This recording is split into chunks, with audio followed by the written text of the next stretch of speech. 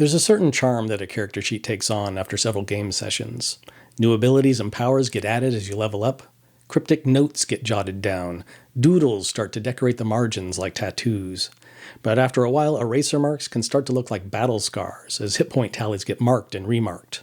And if your handwriting's anything like mine, things might start to get muddled. So how can we clean things up? Well, maybe we can take a cue from board games on how to track some of those things in D&D that we use the most, like hit points and spell slots. To find out, please don't fumble your Save vs. Justin. Most of the things I'm going to talk about in this video can just as easily be taken care of with a pencil and a piece of paper. In fact, that's probably simpler and saves more space on the table, so roll credits. But wait, I also wanted to see what players thought of using more physical elements to track things like hit points, spell slots, and treasure. Does it streamline the game at all? Does it make it more interactive? Is it fun? Well, board games certainly seem to think so. A game like this one, Descent, is your classic dungeon crawler, kind of a distilled version of a D&D adventure that includes many of the same components, including hit points for when your character takes damage. Descent and other board games, including most D&D board games, use counters like these to track damage. I tried this in my kids' D&D game, and it worked fine for a level or two, just using something like these red glass beads. It's kind of cool to see your hit points visually shrink during a battle, and it can add a bit of tension, but after your characters level up a few times, the pile of tokens can get a bit overwhelming. So instead we took a cue from Magic the Gathering and switched over to one of these life trackers. These can scale up pretty well to track hundreds of hit points if you need to, and always take up the same amount of space. There's also even smaller versions out there. As I said, these were made for Magic the Gathering, but the same company that makes these cards also makes a set specifically for role-playing games. In addition to tracking hit points, they can also track a dice roll modifier. Maybe you have something like a luck stone that gives you +1 across the board, or your cleric's buffing you in some way. You can track that here. And at the top, there's also a dial to track conditions. Now I found we don't use those condition markers as much because it's really hard for the dungeon master to see them across the table. Instead, we typically just throw down one of these condition cards instead. These came with the D&D Essentials box set. Or I might just use a tiny sticky note next to a figure.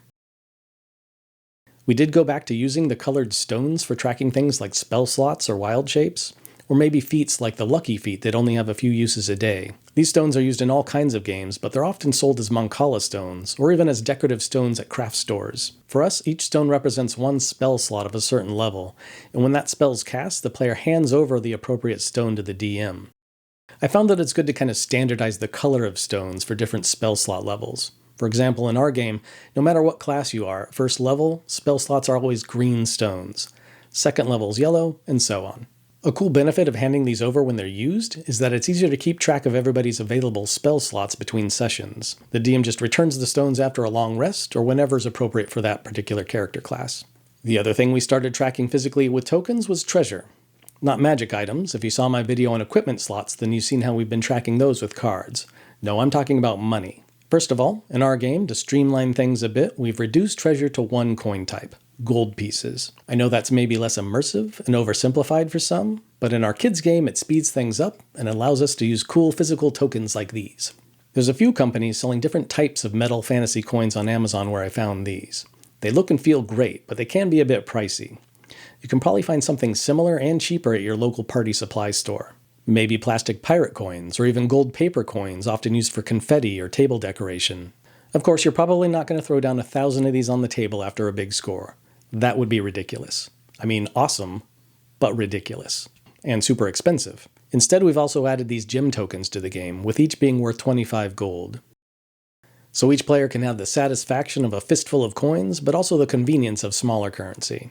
Now I know that between these ideas and ideas from my other videos, I'm proposing that you add a lot of stuff to your table. It may seem like I'm introducing a bunch of gimmicks that create a lot of clutter. The clutter is real, and I'm certainly not suggesting that you need to use all of these ideas or introduce them all at once. But what I will say is that we've had a lot of fun using them. There's something about dropping coins or gems into a merchant's hands that makes that transaction come alive just a little bit, or seeing your spell slots dwindle with each stone you hand over. It shines a spotlight on those choices and makes you think about them maybe just a little bit more. It is a bit board gamey, so maybe we can look to board games or card games again for a way to help manage some of that clutter. Most board games come with little plastic bags to help keep your pieces and tokens organized between games. fine, but yuck. Some of the nicer board games come with tuck boxes to keep things organized. Closer, but a little small. Magic the Gathering, on the other hand, has gone bananas in this area. A lot of the fun of Magic is putting together combinations of cards into customized decks to play against each other. That takes a lot of time, so you want to keep those decks organized. This is perfect for all of our D&D bits. Cards, tokens, and trackers all fit in perfectly, with room left over for treasure and even your figure. We use these leather, covered boxes with a nice magnetic lid, and each character gets a different color. There's even a dragon on the front. Those aren't too expensive, but there's also cheaper versions out there that would work just as well. Links to both of those in the show notes. And if you're like, I need to spend more money on a super cool deck box, you can go nuts. I'm not quite there yet. So again, of course, you don't need any of this stuff to have fun playing D&D. You can even go off in a completely different direction and use tools like D&D Beyond on your tablet to track all that stuff on a virtual character sheet. And it even includes your dice. I've done that. It was fun. In fact, my game group just recently played a high-level one-shot D&D game, and it was really nice having all of those powers and spells linked together, along with an automated way to track them. But for my kids' games, we're trying to focus on that physical presence at the table. So we're going to keep experimenting with stuff like this to see how it works.